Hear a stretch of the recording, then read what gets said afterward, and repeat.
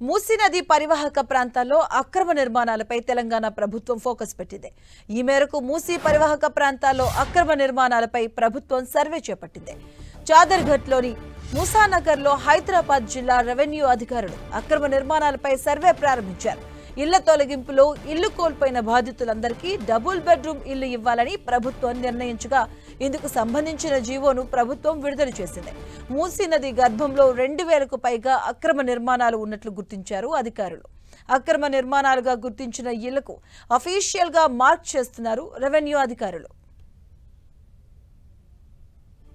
దీనిపై మరింత సమాచారం మా ప్రతినిధి రాముడు అందిస్తారు. రాముడు, హైదరాబాద్ నగరంలో ఉండేటువంటి మూసీ ప్రక్షాళనకు ఎట్టకేలకు ఒక ముందడుగు పడిందని చెప్పవచ్చు. ఇప్పుడు అధికారులు ఈ మూసీ గర్భంలో వచ్చినటువంటి నిర్మాణాలను గుర్తించేటువంటి పనులు చేపట్టడం జరిగింది. ముఖ్యంగా మూసీలోకి చాలా కాలం నుంచి నిర్మాణాలు చుట్టుకు వచ్చాయి. దాంట్లో మూసీ ప్రవాహం వచ్చినప్పుడు కొంత ఇబ్బందికర పరిస్థితులు వస్తున్నాయనేది చాలా కాలం నుంచి ఉన్నటువంటి తీరు. అయితే దీనికి సంబంధించి గతంలోనే మూసీ ఇది అభివృద్ధి చేస్తామని అనేక ప్రభుత్వాలు చెప్పినప్పటికీ వివిధ దశల్లో ఇదొకటి పనులు చేసినప్పటికీ సమగ్రంగా మూసీని మొత్తం కూడా ప్రక్షాళన చేయాలి, అదేవిధంగా డెవలప్ చేయాలి, మూసీని ఒక డెవలప్మెంట్ ఆధారిత ప్రాజెక్ట్ గా ముందుకు తీసుకువెళ్ళాలి అనేటువంటి కోణంలో అయితే ప్రభుత్వం ఉన్నట్టుగా మనకు తెలుస్తుంది. ముందు నుంచి కూడా ముఖ్యమంత్రి రేవంత్ రెడ్డి ఈ అంశాన్ని ప్రస్తావిస్తూ వస్తున్నారు.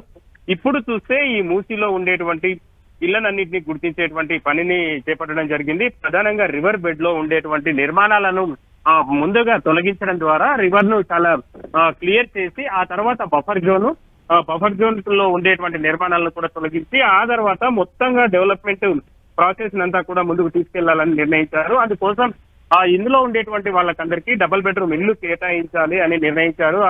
దాదాపు 15,000 ఇళ్ల వరకు అవసరమైతాయి, వాటన్నింటినీ కూడా కేటాయించాలంటూ ప్రభుత్వం 754 జీవోను కూడా విడుదల చేసినటువంటి పరిస్థితి ఉంది. ప్రధానంగా జిహెచ్ఎంసీ పరిధిలో ఈ మూసీ దాదాపు 54 కిలోమీటర్ల వరకు ప్రవహిస్తుంటుంది. అయితే ప్రధానంగా హైదరాబాద్ జిల్లా పరిధిలో ఎక్కువగా ఇందులో అక్రమ నిర్మాణాలు వచ్చినట్టుగా గుర్తించారు. రివర్ బెడ్ లోనే 1595 అంటే దాదాపు 1600 నిర్మాణాలు ఈ రివర్ బెడ్ లో ఉండేటువంటి పరిస్థితి ఉంది. ఇక మేడ్చల్ మల్కాజ్గిరి జిల్లాకు సంబంధించినటువంటి దాంట్లో 239 అక్రమ నిర్మాణాలు రివర్ బెడ్ లో ఉన్నట్టు గుర్తించారు. ఇక రంగారెడ్డి జిల్లాలో 332. ఈ విధంగా మొత్తం కూడా 2000కు పైగా అక్రమ నిర్మాణాలు ఇందులో ఉన్నట్టుగా గుర్తించారు అధికారులు. వాటన్నింటినీ ఇప్పుడు మార్క్ చేస్తున్నటువంటి పరిస్థితి ఉంది. రివర్ బెడ్ అంటూ వాటన్నింటినీ మార్క్ చేస్తున్నారు.